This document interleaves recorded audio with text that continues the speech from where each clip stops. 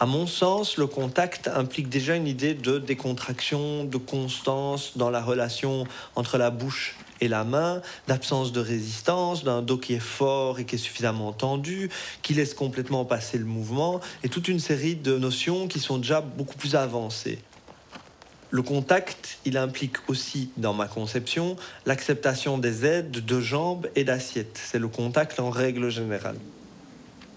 Or, c'est justement ce travail de décontraction qui va amener un contact correct et une acceptation des aides, puisque le but est qu'aucune des actions du cavalier ne provoque plus de contraction chez le cheval.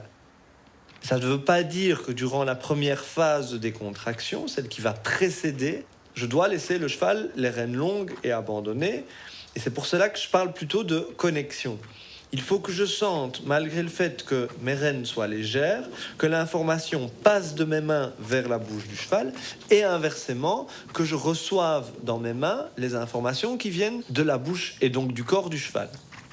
Je veux aussi, malgré mes rênes détendues, garder le contrôle du rythme et de la direction.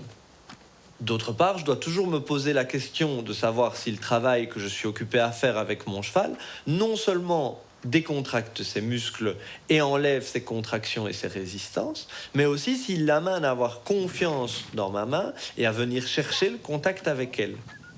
On voit d'ailleurs ici la différence avec Illogico, qui, après un quart d'heure, commence maintenant à beaucoup mieux se tendre vers ma main et à chercher le contact avec le mort. Mais on voit aussi à quel point cette confiance et ce contact qui s'établissent progressivement sont encore très précaires et délicats, car dès que je fais une erreur de main ou que le cheval se déséquilibre, il se contracte et passe derrière la main en refusant la tension des rênes et en s'encapuchonnant.